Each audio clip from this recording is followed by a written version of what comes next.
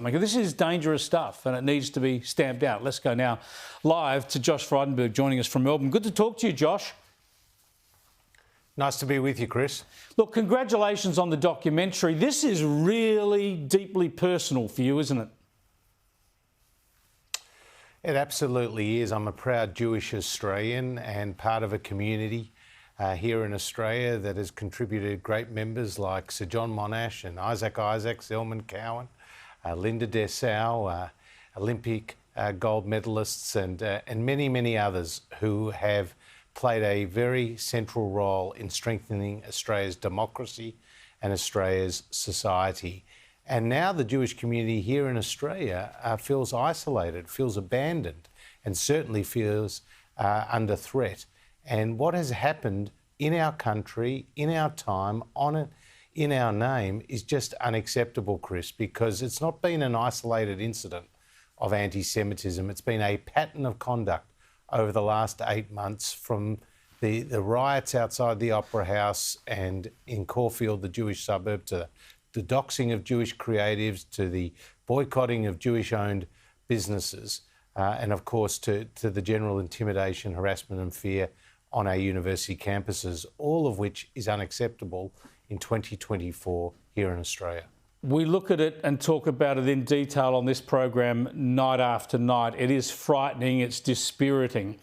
But when I think of that hate preacher on the streets of the southwestern suburbs of Sydney just the day after October the 7th, rejoicing, saying this is a great victory, revelling in the slaughter of Israeli men, women and children, it just must be heartbreaking for people like yourself who are raising children in the Jewish Australian communities. It's actually chilling and frightening.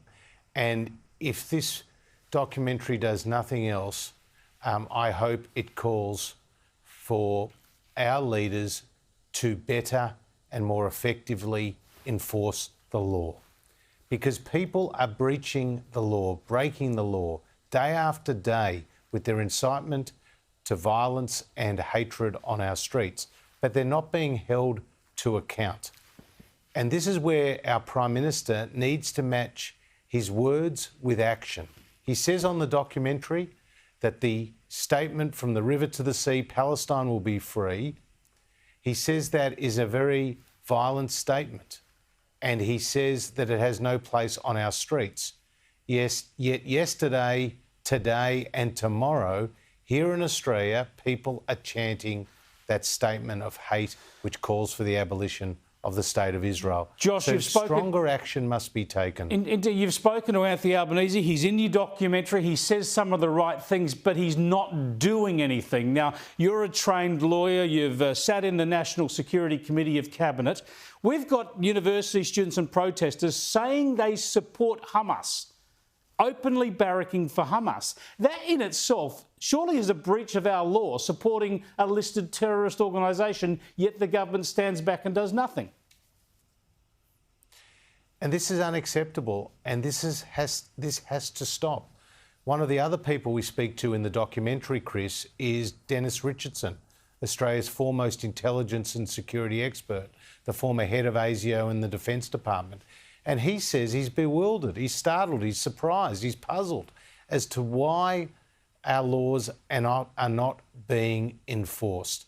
And they must be, and they need to be as soon as possible, because our community is unsafe as a result of our laws not being enforced. Do you fear things will get worse? Do your family and friends fear for their own safety in their own country? Tragically, yes. And that is an unacceptable state of affairs. We interview Holocaust survivors for this documentary, and to hear them in their late 80s and mid-90s talk about being fearful in Australia, a country that welcomed them with open arms after the horrors of the Holocaust, is heartbreaking. And to hear the children of survivors say that they having to explain to their kids why they cannot wear their school uniform outside the school grounds for fear of their safety. You know, this is unacceptable in modern day Australia. It's not 1934, It's 2024, and our leaders need to step up. And if there is one lesson from history, it's that bad things happen when good people remain silent.